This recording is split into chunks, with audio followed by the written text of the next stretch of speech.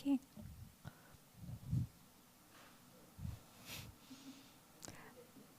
All right. Hello and good evening, everyone. I'm Anushri. I work with the Education and Outreach team here at MAP. And thank you very much for joining us this lovely evening. Really excited to host this session of Artist Talk with photographer Priyadarshini Ravichandran. Priyadarshini's work often explores recurrent themes emerging in relationships that root, reveal, or unsettle her.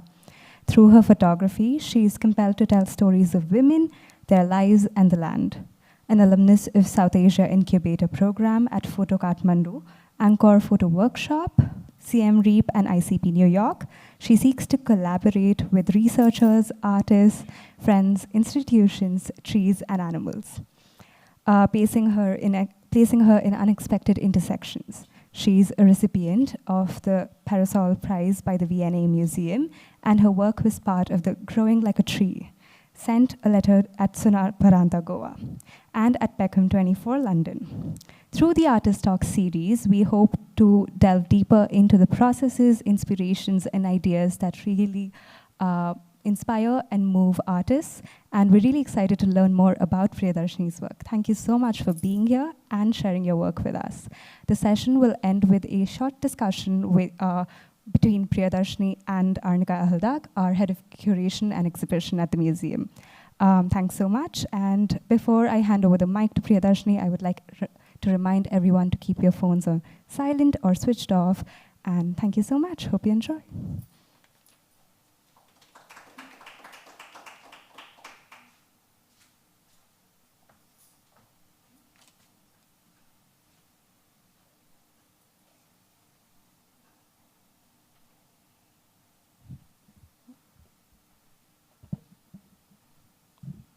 Hi. I'm not sure if you can see me, but I can see all of you. So my name is Priyadarshini, and thank you for coming.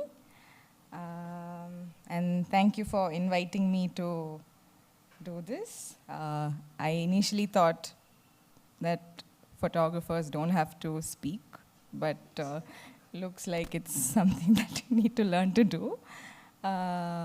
But I also thought that being a photographer begins and ends with taking photos. But I realized how everything starts somehow outside of these photos. What I do every day, what I read, what I feel and say sometimes seem to make their way into the photos I make. So I think I'll have to be open to anything that comes my way. I'm going to try and show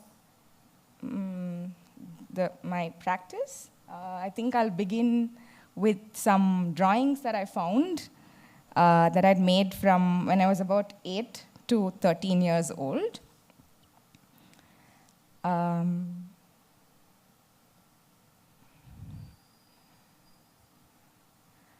My mother and grandmother are music teachers, and despite their many attempts to make me sing, I had found out much earlier that I was more drawn to the visual medium.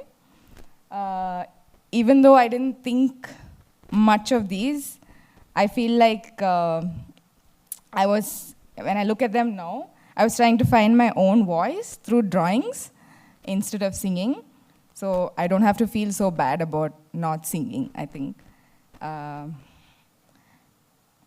then somehow in my late teens and early 20s, I had stopped drawing entirely and began to actually study visual communication and photography later.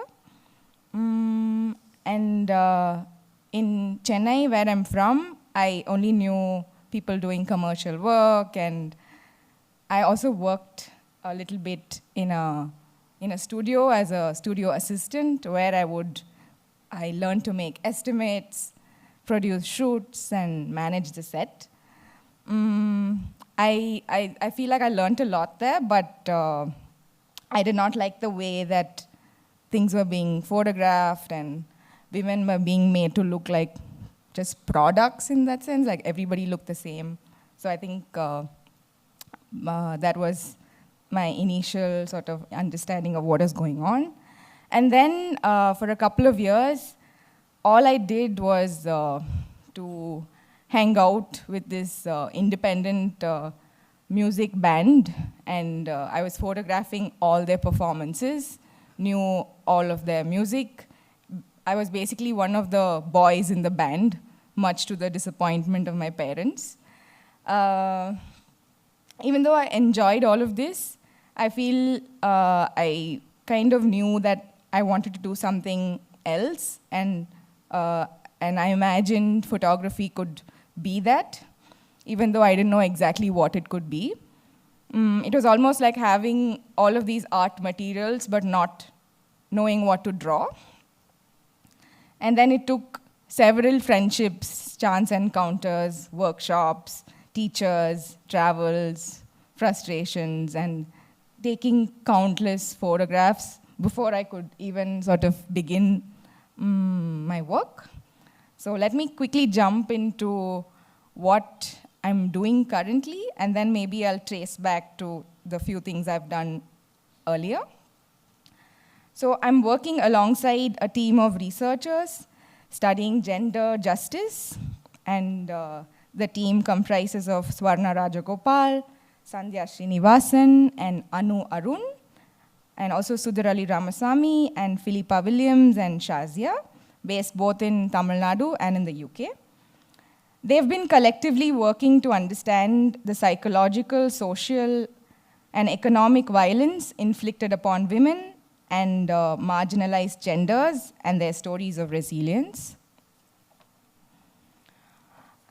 I'm making images as a visual response to their academic practice, provoked by and in dialogue with the research findings. These images attempt to bring to surface practices of struggle and survival that are kept silent or mostly invisible. These are some pages from the journal published in 2023. My intention is to try and somehow tap into the power of images to possibly go where words cannot enter, into core sensations or feelings and experiences of the body.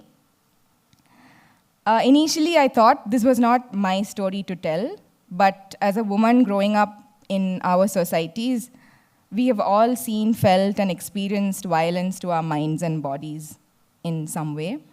And my process was to try and connect to this part of myself that had the capacity to hear what is unsaid, to see the invisible, and to feel what is not just my own lived experience, but that of a powerful collective whole.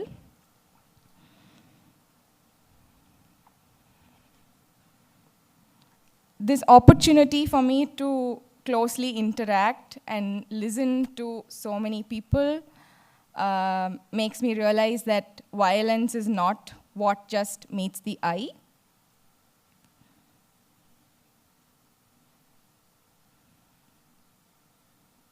And how with non-binary gender identities and sexual orientations, it becomes even more complicated to find safe spaces.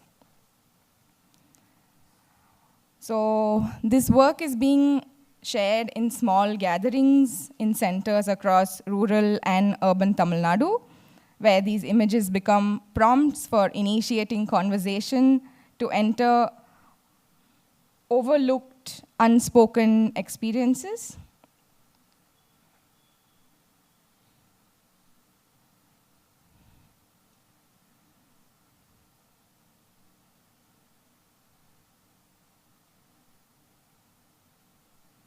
Through this work, I come to understand that most women have no language to express or even recognize what is happening is injustice, and how the articulation of our experience is key towards finding dignity and self-respect.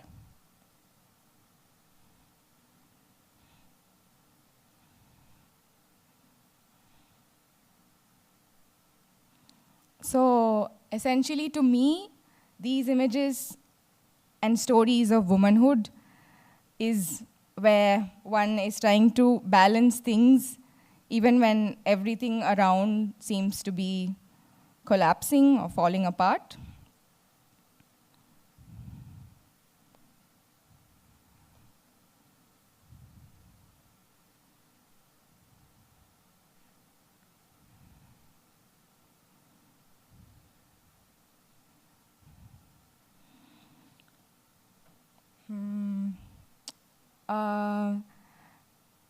When I sort of talk about this falling apart, I feel like I would need to speak about what was falling apart in my own home.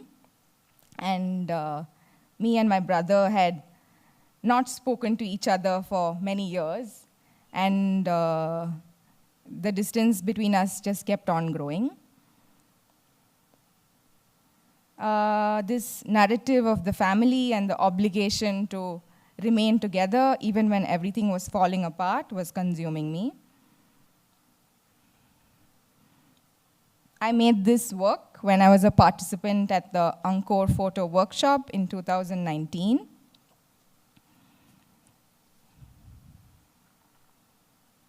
And there I got the distance, space, and support to confront this issue I was having at home.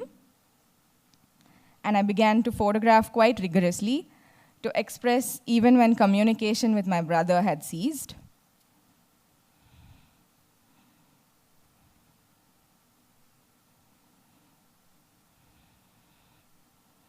And so I made this work from this need to release myself from the guilt I was feeling with this estrangement.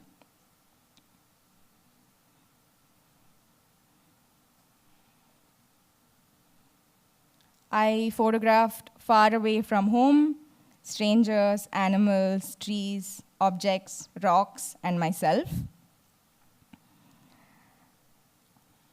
And somehow, undoubtedly, they carry for me the complexity of my relationship in ways I could feel and experience, but not articulate.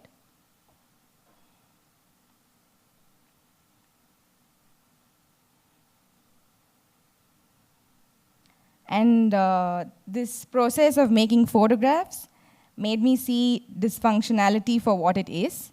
And somehow the burden was now in the hands of the images. The estrangement was sent out like a letter into the world and to my brother, confronting the phenomena of separation we were feeling and the fragility of blood ties.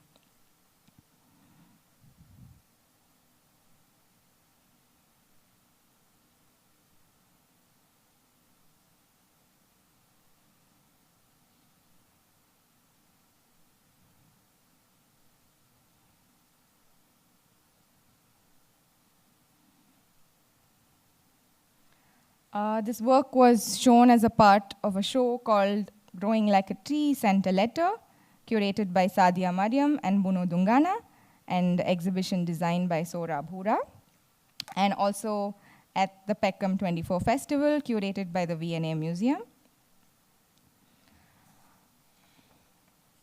To me, this arrangement of images is a crossword in some way, with clues and nudges leading into the complexity of familial relationships, where everyone finds their own way to enter, adding meaning and resonances from our own childhood. And to me, there's no one right way to see this, just like the idea of the family. And for me, sharing this work has been most generative because some people reach out to me and speak to me about their own estrangement with their siblings or other family members. And I feel this leaves me feeling less alone and more a part of a universal flaw and a kind of push and pull we all have to confront in some way or the other. So, yeah. And I feel this work has sort of helped me find a distance for conviviality.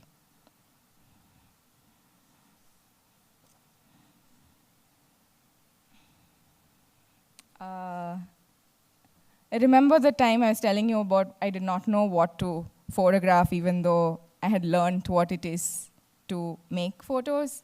That's when my friend Karthik, this was 2014, when he had given me this camera, and I met this dog, Chinni, while I was taking a walk in the Theosophical Society in Chennai, close to where I lived at that time.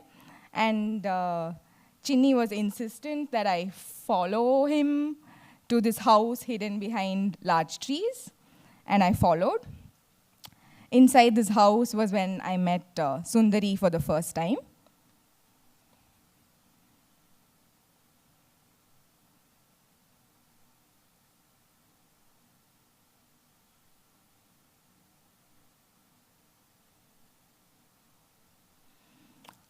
I was immediately drawn into their lives.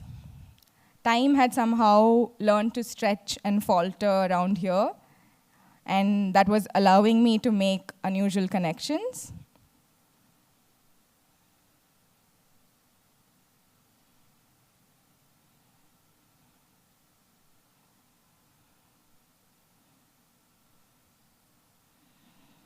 In the many years of spending time here with Sundari, my ideas of what relationships can be, what forms they can take, and how one can live has sort of really, taken various shapes and expanded my idea of all of this.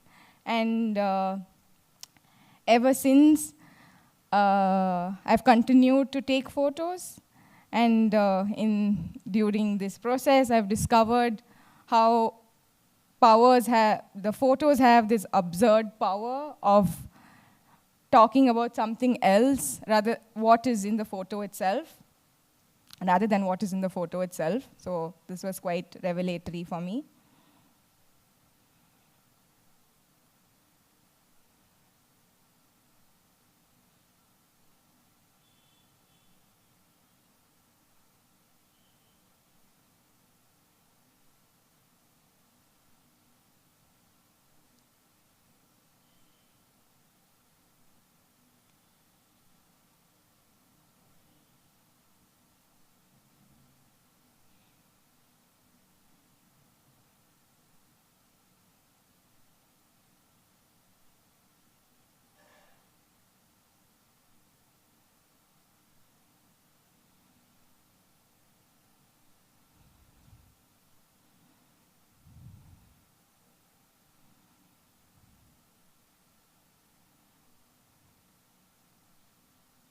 Very early into making these photos, I got quite lucky, and I was part of a workshop with Kosuke Okahara. He's an artist and a bookmaker, and I could make my first dummy. So even very early into my practice, I got to know that this is what I could do, and these photos also gave me a clue as to what they wanted to be. And also, over time, I've been really interested to know more about this, and also am making a book at the moment with images and text. And just like the images, the text too sort of appears from various sources, like my journals, voice recordings, recallings, retellings, and names I would give to some folders.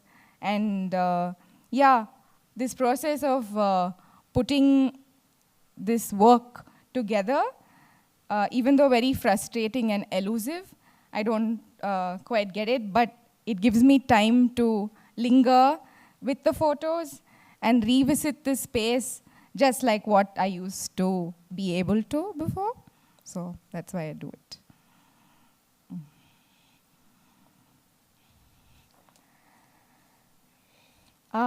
And I would like to go back to when I was 16 years old and show the first photos I took for myself. These are photos of my mother and our dog, Honey. Sandhya may be able to recognize. playing hide and seek. And in this sequence of photos, my mother is the one who is closing Honey's eyes with her palms, and counting 1 to 10, but also happens to be the one who is hiding, which if you see actually doesn't make any sense. Because the game requires 3 people, me, Honey, and my mother. But I guess this photographic error sort of led me to discover the elasticity of this medium, to sort of do what I dreamt up, to not have to be correct, or really try what really occurred to me. So I feel it's been nice. Thank you.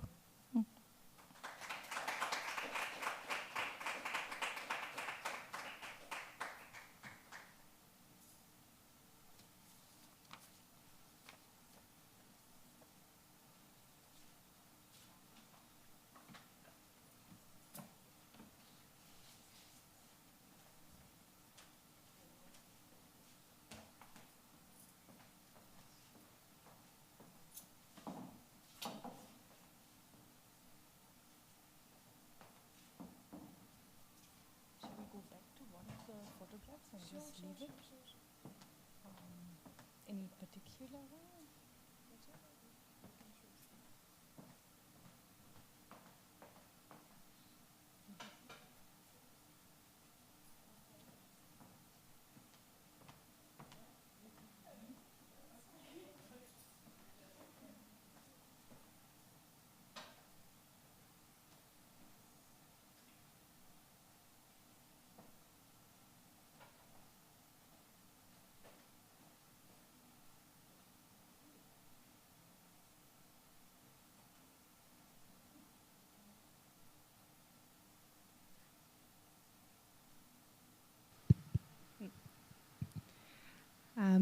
Thank you so much, Priya. That was lovely. I could have listened to you for much longer. And I was sharing with Priya before this talk that I'm weirdly nervous, and that I think photography makes me very nervous.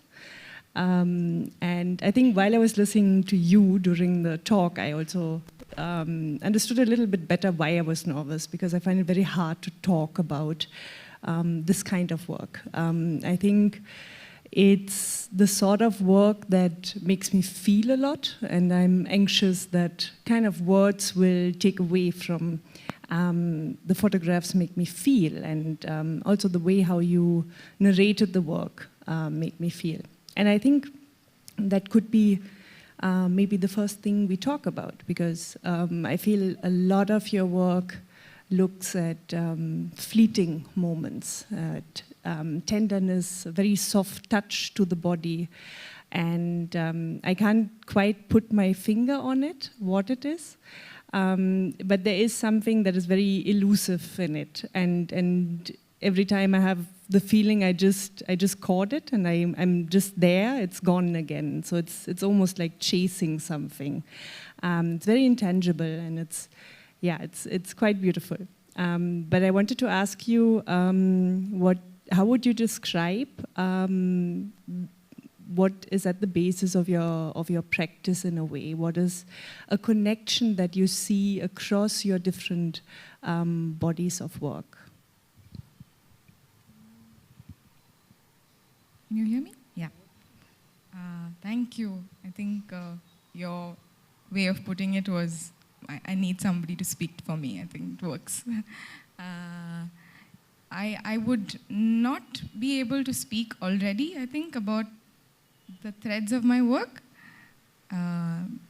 But I think I could say that in retrospect, of whenever I complete something, even if it's small, I'm able to see how it correlates with everything else. And this actually keeps me very curious. I want to know what more will come up and what more will even be revealed to me. So I feel it's something that even I can't point my finger on, but it is very precise. I think each one has its root in a very particular preoccupation or something that has happened to me. So even if I don't address it, the work makes me address it. So this is the give and take I feel I have with this medium. And I think a lot of your work is also about the body, and it's about body movement, it's about touch. There is this kind of like, movement that keeps coming through. And I was wondering if you would like to talk a little bit about how you translate that into static images, how the movement of the body comes into your images. Interesting. No, I am interested in movement.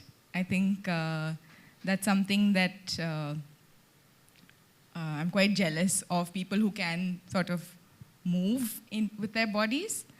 I feel there is a lot of language that is happening in that, and I feel even as a younger person, I was really interested to look at the body itself, of not just mine, but of other people, because I felt there were things that were not being said, but it was there in the gaps between the words, in the body itself. So I remember my mother used to get quite annoyed when I incessantly kept looking at her face, or just to see what she was doing with her hands or legs, which is why I also think I photograph limbs in that way a lot. I feel they have a lot to say. So Priya shared this beautiful piece of writing in the morning with me today, in which she talks about how she was observing her mother and how she was looking for facial expressions, like just these minute movements in somebody's face, and how she would take cues from it in a way. And I think even in the story that she narrated regarding Sundari and being led by a dog, and it's like, of course, it's the intro to the story in a way, but I think this being led, letting somebody else take the lead on something, is something that comes out in your work quite often as well. Would you like to talk about that a bit?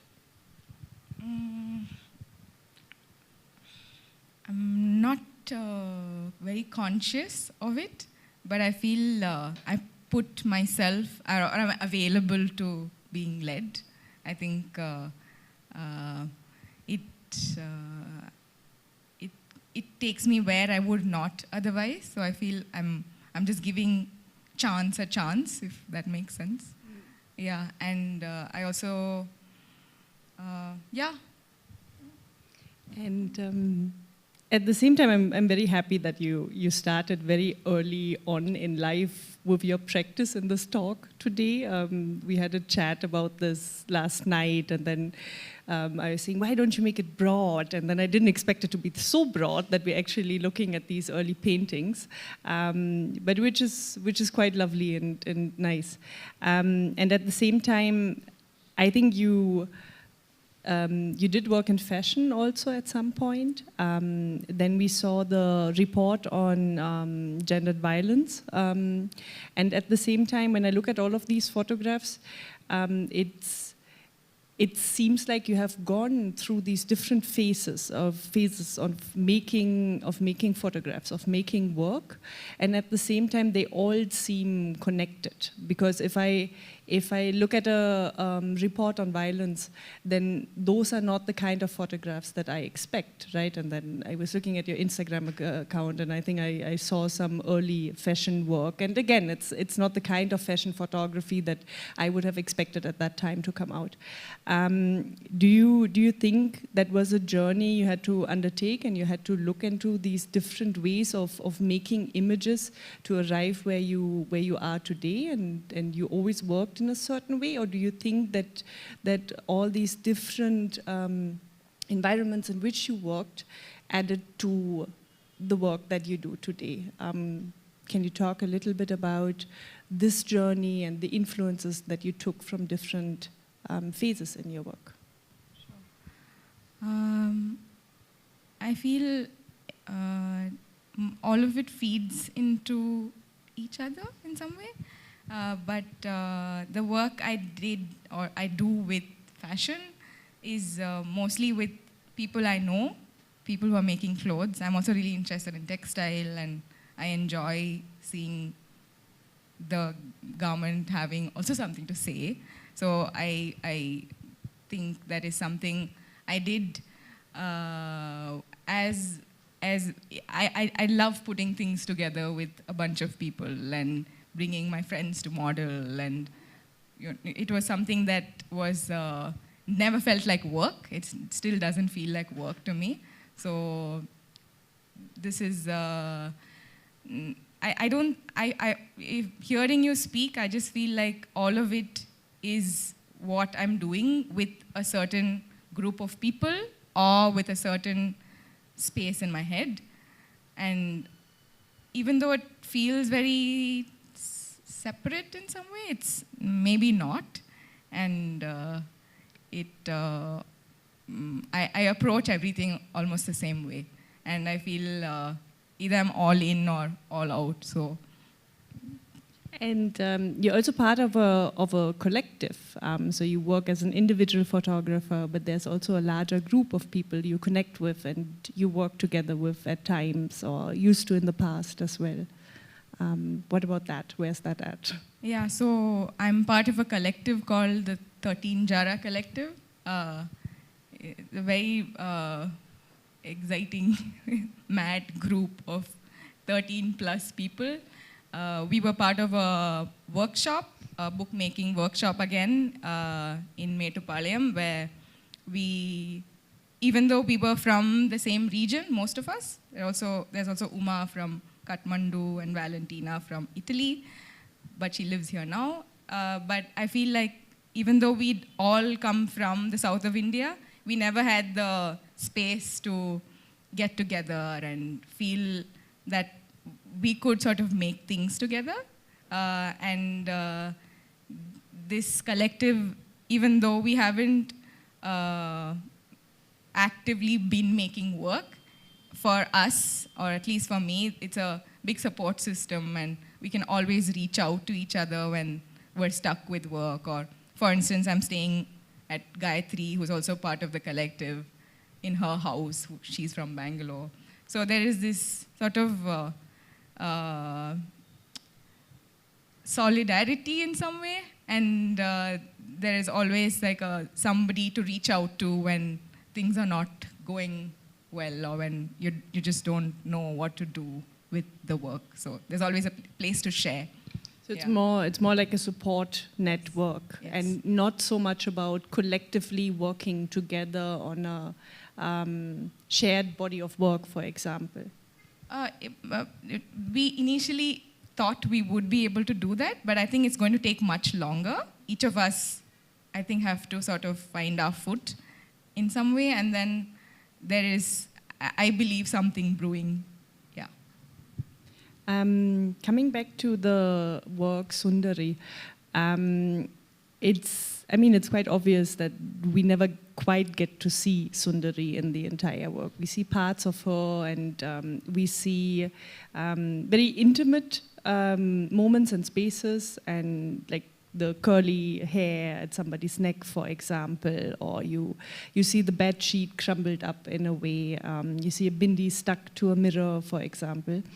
But I'm wondering how it felt to bring a camera into that equation in a way. What was the relationship like? How did the camera become part of this equation in a way? And did the camera eventually then became the sort of language of how you and Sundari were speaking to each other? Interestingly, the first thing I did was to photograph her, because I'd walked in with this new camera that I was testing out, and never for a moment there was it felt like there was something extra. The camera was never something that felt out of place for me and for her or for the animals, and somehow it was very participative in that way, because Sundari would also want me to, if suppose one of the animals gave birth to kittens or puppies, I would get a call, an emergency call to come to photograph the birthing or the kittens or the puppies.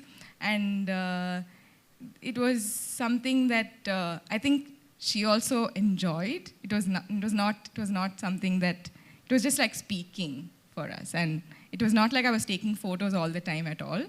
I would forget my camera, or it would just not occur to me. I wish I had taken more, actually, photographs. But it was never a thing that I had to think about. And she also felt the need of everything to be photographed. Yeah, there was no other way. And I quite like how, you know, animals and sort of people also appear in your photography, and how much they speak about the relationship you have with them, they have with each other. And then there are these eerie moments in between, like the photograph with all the cats that kind of like stare back at you.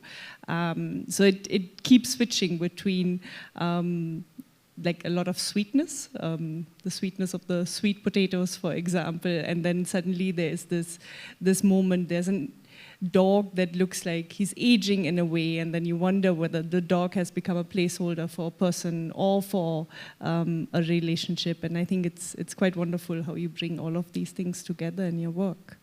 Yeah, but at this point I would like to open up this to the audience, and if any of you have questions, then please go ahead.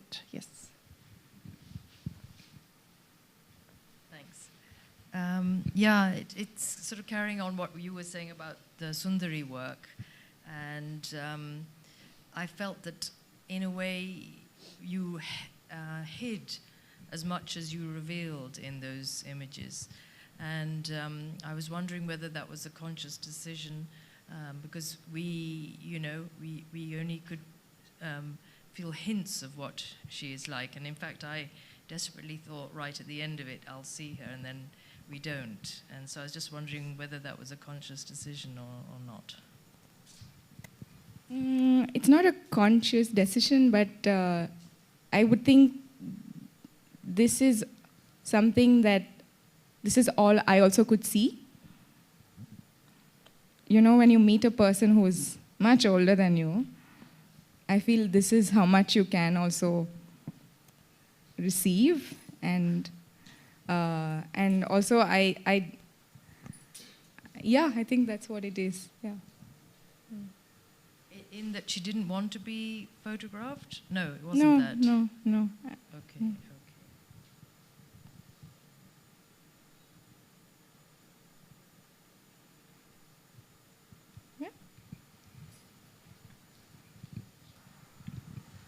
Hi.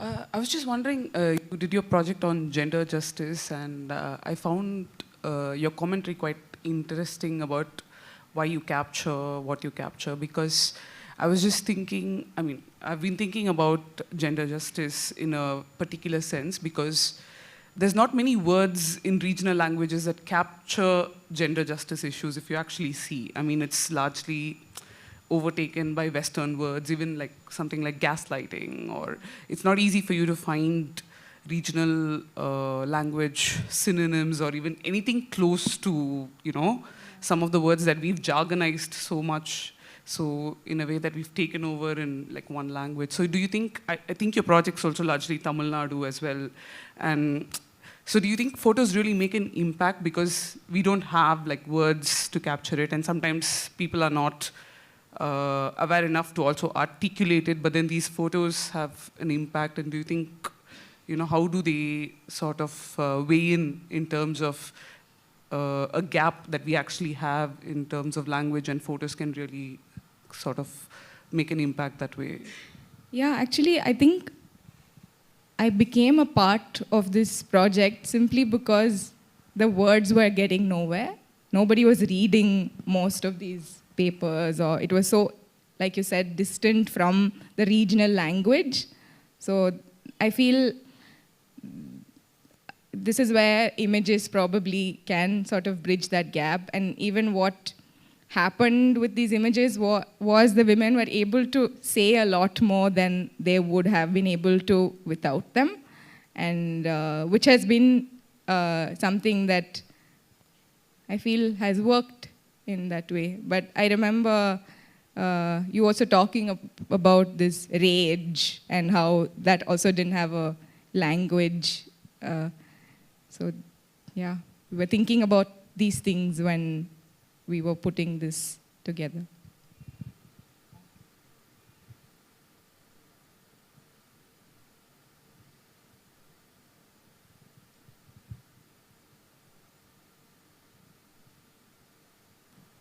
Thank you, Priya. I had a question in terms of, since your work, a lot of what you have talked about today is coming from a space of either the personal or a relationship with somebody that is personal. And because your work in terms of images themselves are like little fragments that are then coming together to tell certain kinds of stories. Do you feel there is a point at which this does become a body of work that you're closing the chapter on or closing the page on, or at what point does it feel to you like this is effectively something that you've explored as much as you will? Like, is there a point, or is there some kind of what comes first, I guess, or what comes last? I also don't have an answer to this question because I can't also stop doing certain things, but I have to tell myself it's enough. And you overindulged yourself in thinking about this or doing this. But I think every time that also happens and I set out to make new photos, there is something that I get, something more that I didn't know could be possible. So I don't know.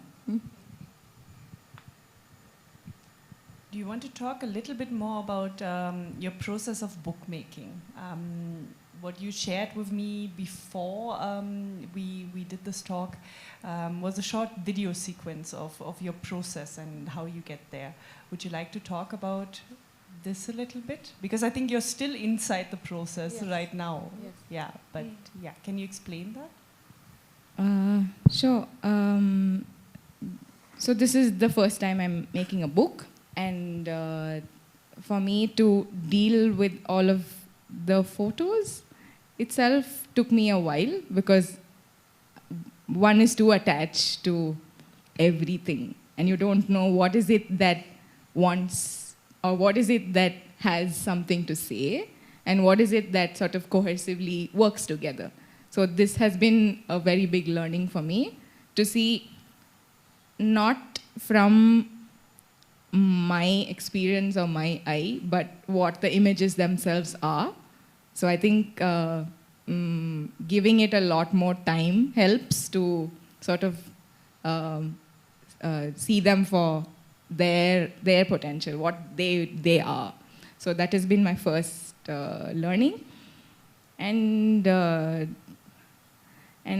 I still am making this. So and the video I sent to you, I feel, even though it's not directly related to what I'm doing, but I feel it helps me to get to where I want to go.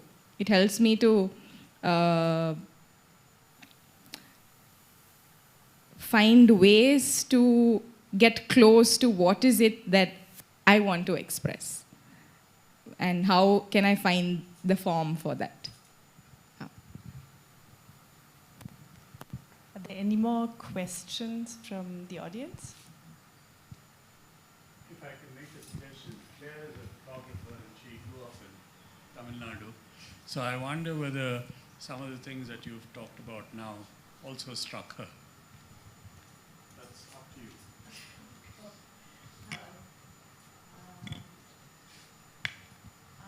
I mean, I don't know how Tamil-centric your work is actually that way.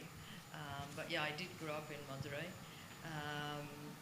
But what interests me is, and I'm playing them back in my mind now, is the fact that you often don't have the faces.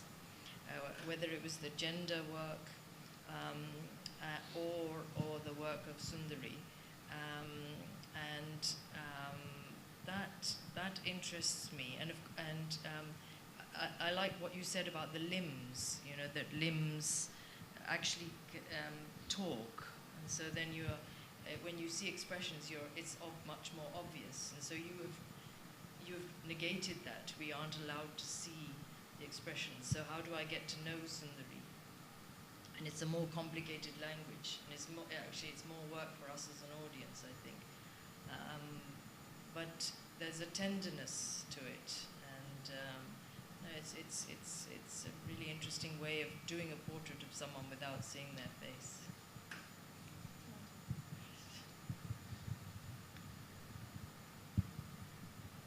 Yeah, I think a lot of your practice is about how you relate to either the people around you or to an animal, and I think that is something that you give to us as we are viewing your work, that for us the work is in relating to the photographs in a way, and I think a lot of these things are not easy to be said, you know, and it's something that, you know, is also okay to carry away in a way and not having to put it into words. So thank you very much for this talk and sharing all of this with us, and thank you so much for the audience.